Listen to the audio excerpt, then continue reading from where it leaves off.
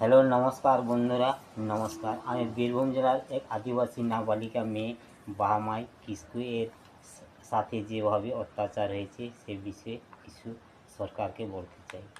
আমি পুরুলিয়া জেলার অযোধ্যা পাহাড়তলির জঙ্গলমহলের মানুষ।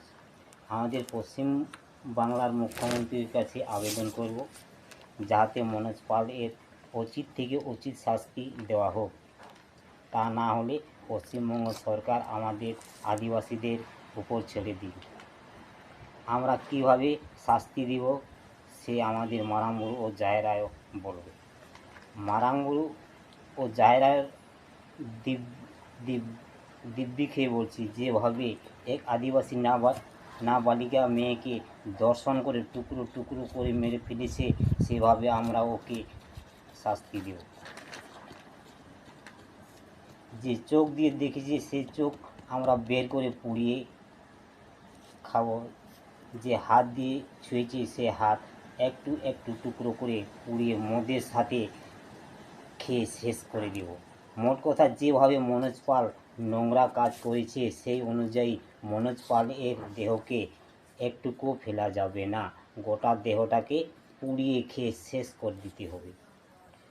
আর বাহামাই এর কিস্কুর বাড়িতে একটা ছোটোখাটো চাকরি দিলে ভালো হবে। তা না হলে পশ্চিমবঙ্গ সরকারকে অতীত ইতিহাসকে জানিয়ে দিতে চাই, যেভাবে 1855 সালে 30শে জুন হুলটা হয়েছিল। আদিবাসীরা তাদেরই বংশধর। বীর সিধু কানু জিতকার, তিলকা মুর্মু জিতকার, বীর বিরসা মুন্ডা জিতকার।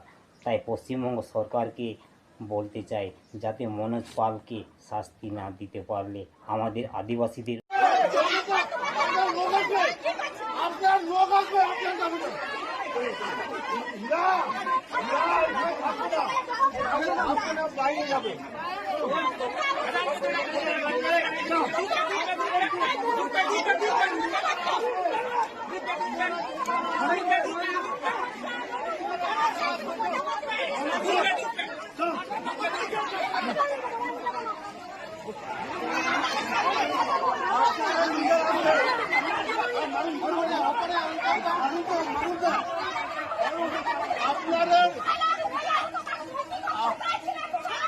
আপনাদের লিডারে আসবে তো, আপনাদের লিডারে আসবে, আপনাদের লিডারে আসবে তো।